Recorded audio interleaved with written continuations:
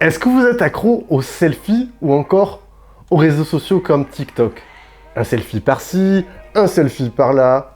Si c'est le cas, j'ai éventuellement un smartphone qui pourrait vous intéresser. Le tout dernier smartphone milieu de gamme de Vivo, le Vivo V21 5G. Si la marque Vivo ne vous dit peut-être rien, on ne sait jamais.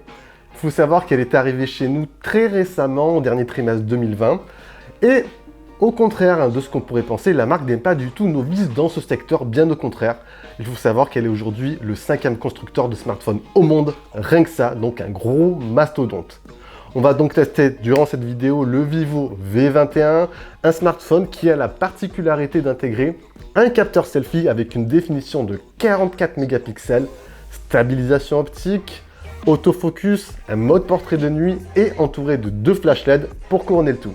Alors, est-ce que c'est un smartphone qui peut répondre à vos besoins? On va tâcher d'analyser tout cela durant ce test. Hop hop hop! Très important, si tu ne l'as pas fait au passage, pense à t'abonner et activer la petite cloche de notification, très important pour faire grandir la chaîne. En parallèle, tu es au courant comme ça de toutes les news, des tests, actus et compagnie. En plus, c'est gratuit. Thank you! S'il y a bien un mot qui caractérise pour ma part la marque Vivo, c'est innovation. Le capteur d'empreinte sous l'écran, c'est Vivo. L'intégration d'un système gimbal pour stabiliser au mieux vos capteurs photo, c'est encore Vivo. Et ici, on a cette fameuse particularité, capteur selfie 44 mégapixels, stabilisation optique entouré de 2 flashs LED. Entrons directement dans le vif du sujet. Alors ici, lorsque vous allez prendre vos selfies, le smartphone a 4 types de réglages. Vous avez le mode réglage automatique, c'est-à-dire que la luminosité va s'ajuster automatiquement. Vous avez ensuite le mode Aura, c'est-à-dire que pour l'éclairage, vous allez avoir la lumière blanche de l'écran.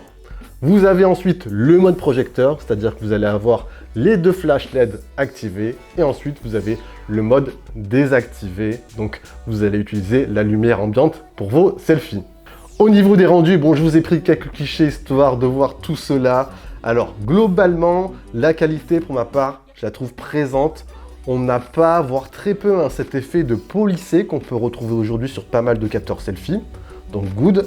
La colorimétrie, elle est juste. Peut-être, elle tire un peu vers des tons froids. La mise au point est très rapide. Bref, dans l'ensemble, c'est très bon. Alors, à cette fameuse question, est-ce que le double flash LED, ça apporte un réel plus au quotidien pour vos selfies ou autres? Je vous dirais dans de rares cas oui, mais dans l'ensemble, voilà, c'est juste là pour l'effet marketing. Pour ma part, le gros plus de ce capteur selfie, enfin de ce mode selfie, ça va être la définition, 44 mégapixels, et 2, l'intégration d'une stabilisation optique idéale pour réaliser des vidéos avec une stabilisation correcte. Et à noter que vous allez pouvoir filmer jusqu'en 4K à 30 images par seconde avec ce capteur selfie. Au niveau du module arrière ensuite, vous avez 3 capteurs. Vous avez donc un capteur principal de 64 mégapixels avec stabilisation aussi. Vous avez un ultra grand angle et un capteur macro. Ici, dans les faits, alors le capteur principal propose, comme vous le voyez, de très beaux rendus.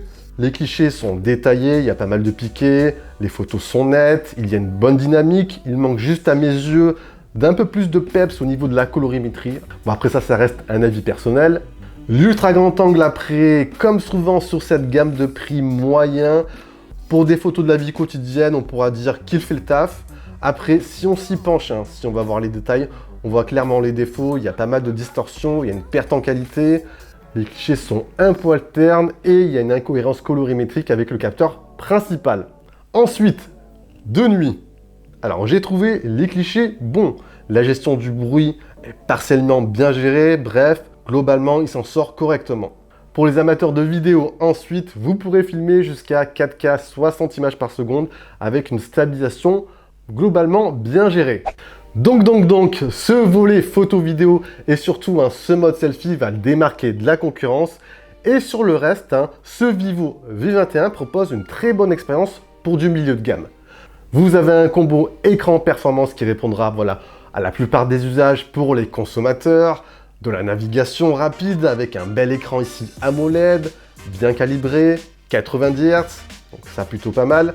Pour visionner du contenu, vos mangas préférés, Naruto, SNK, surfer sur vos réseaux sociaux, jouer au dernier jeu 3D dans des conditions honorables.